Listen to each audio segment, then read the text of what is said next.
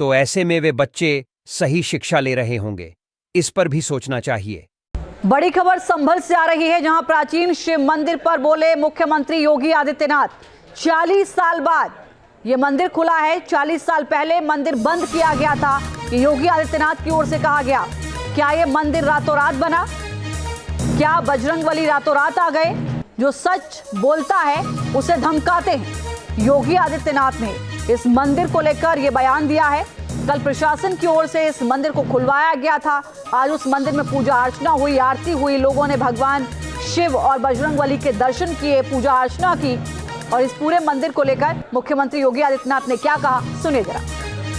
आप मुझे बताओ, अयोध्या में राम मंदिर का फैसला नहीं आता, अयोध्या में राम मंदिर नहीं बन पाता, क्या अयोध्या में इंटरनेशनल एयरपोर्ट बन पाता है? क्या अयोध्या के अंदर की गलियां 4 लेन की बन पाती? क्या अयोध्या रेलवे की डबल लाइन के साथ जुड़ पाता है? क्या अयोध्या की इतनी बेहतरीन कनेक्टिविटी हो पाती है? क्या आम जनमानस खुश है, हर व्यक्ति प्रफुल्लित है, आने वाला श्रद्धालु कृतज्ञता ज्ञापित करता है। लेकिन देश के संविधान का वास्तव में गला घोंट करके संविधान में चोरी से सेकुलर शब्द डालने वाले लोग अपने घर में शोक मना रहे हैं। उन्हें परेशानी है कि काशी विश्वनाथ धाम की कायाकल्प कैसे हो गई। उन्हें परेशानी है कि अयोध्या में राम मंदिर और अयोध्या इतनी भव्य और दिव्य कैसे हो गई। उन्हें परेशानी इस बात की है कि हम लोगों ने तो दशकों तक शासन किया, लेकिन कुछ नहीं हम कर पाए।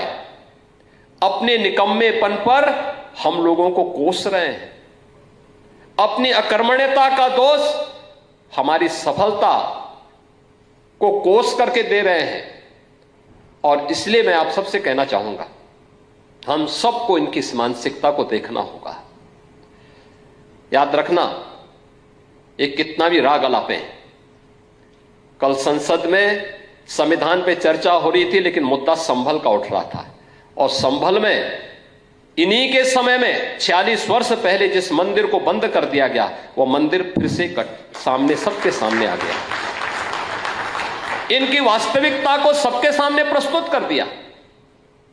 याद करिए ना, क्या वो संभल में इतना प्राचीन मंदिर क्या रातों रात प्रशासन ने बना दिया? क्या वहां बजरंगबली की इतनी प्राचीन मूर्ति रातों रात आ गई? क्या वहां पर जो ज्योतिर्लिंग निकला है, क्या यह आस्था नहीं थी? क्या उन दरिंदों को आज तक सजा क्यों नहीं मिली? इन्होंने 46 वर्ष पहले संभल के अंदर नरसंहार किया था।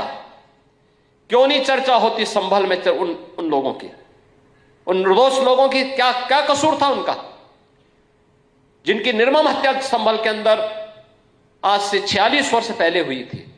लेकिन जो भी उस सच को बोलेगा उसको धमकी दी जाएगी, उनका मुंह बंद कराने का प्रयास होगा।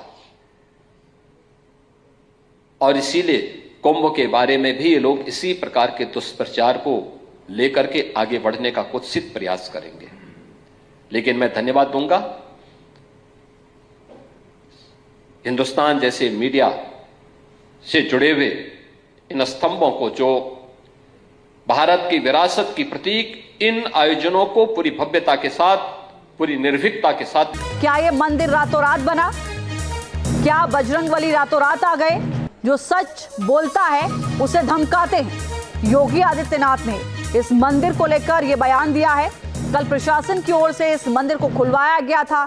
आज उस मंदिर में पूजा अर्चना हुई, आरती हुई। लोगों ने भगवान शिव और बजरंगबली के दर्शन किए, पूजा अर्चना की। और इस पूरे मंदिर को लेकर मुख्यमंत्री योगी आदित्यनाथ ने क्या कहा, सुनिए जरा। आप मुझे बताओ, अयोध्या में राम मंदिर का फैसला नहीं आता, अयोध्या में राम मंदिर नहीं बन पाता, क्या अयोध्या में इंटरनेशनल एयरपोर्ट बन पाता है? क्या अयोध्या के अंदर की गलियां 4 लेन की बन पाती? क्या अयोध्या रेलवे की डबल लाइन के साथ जुड़ पाता है? क्या अयोध्या की इतनी बेहतरीन कनेक्टिविटी हो पाती है? क्या आम जनमानस खुश है, हर व्यक्ति प्रफुल्लित है, आने वाला श्रद्धालु कृतज्ञता ज्ञापित करता है, लेकिन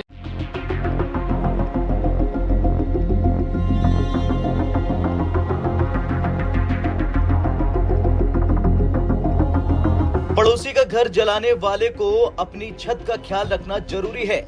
म्यांमार में चल रहे गृह युद्ध ने अब एक नया मोड़ ले लिया।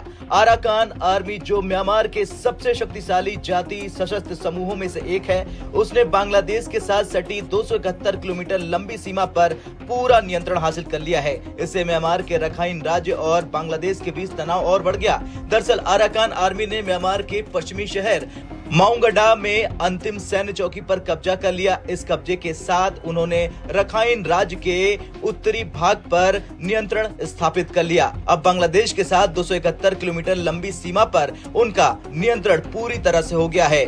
चौकी के कमांडर ब्रिगेडियर जनरल थुरिन तुन को भगाने की कोशिश करते समय पकड़ लिया गया। जून 2023 से इस इलाके पर हमला हो रहा। चलिए अब जानते हैं इसका प्रभाव क्या पड़ेगा। दरअसल बांग्लादेश के साथ सीमा पर गतिविधियां अब अराकान आर्मी के नियंत्रण में है। नफ नदी पर परिवहन को रोक दिया गया है। वैसे रखाइन में अराकान आर्मी की स्थिति की बात करें तो रखाइन राज्य अब म्यांमार के गृह युद्ध का केंद्र बिंदु बन चुका है। अराकान आर्मी ने 11 टाउनशिप पर नियंत्रण स्थापित कर लिया है। ये समूह म्यांमार की केंद्रीय सरकार से स्वायत्तता की मांग कर रही है। उनका अगला निशाना एन शहर है, जो म्यांमार के पश्चिमी भाग का रणनीतिक मुख्यालय है। नवंबर 2023 तक उन्होंने 30 से अधिक सैन्य चौकियों पर कब्जा कर लिया है। उनका गठबंधन अन्य सशस्त्र जाति समूहों के साथ भी है।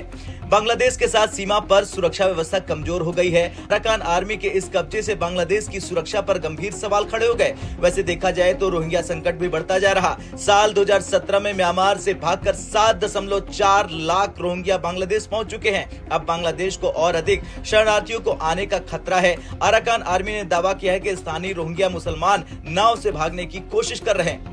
बांग्लादेश की सीमा सुरक्षा बल यानी बीजीबी अब म्यांमार की स्थिति पर करीब से नजर रख रहे हैं। 271 किलोमीटर लंबी सीमा पर गतिविधियां तेज हो चुकी हैं। नफ नदी और अन्य इलाकों में सुरक्षा बढ़ाई जा रही। रोहिंग्या संकट के कारण पहले ही कैंपों में भीड़ और संसाधनों की कमी है। म्यांमार के गृह युद्ध का असर सीमा व्यापार और बांग्लादेश की अंतरिम सुरक्षा पर भी पड़ सकता है। अराकान आर्मी की गतिविधियों ने मानवाधिकार संगठनों को चिंतित कर दिया है। बुथिदाउंग शहर पर कब्जे के दौरान 2 लाख से अधिक लोगों को जबरन निकाला गया। अधिकतर मकानों को आग के हवाले कर दिया गया। रोहिंग्या नागरिकों पर हमले और हिंसा की घटनाएं सामने आई। बता दें कि बांग्लादेश की 271 किलोमीटर सीमा पर कब्जा म्यांमार के लिए उसकी कमजोर स्थिति का प्रमाण है, लेकिन इस कब्जे से बांग्लादेश को भी सुरक्षा, संसाधन और शरणार्थियों के रूप में भारी समस्याओं का सामना करना पड़ सकता है। जब पड़ोसी का घर जलता है तो चिंगारी आपके आंगन तक भी पहुंच सकती है। देखना यह होगा कि म्यांमार और बांग्लादेश इस संकट का समाधान कैसे निकालते हैं। आपका क्या कुछ कहना है कमेंट कर जरूर बताएं। ब्यूरो रिपोर्ट, भारत तक।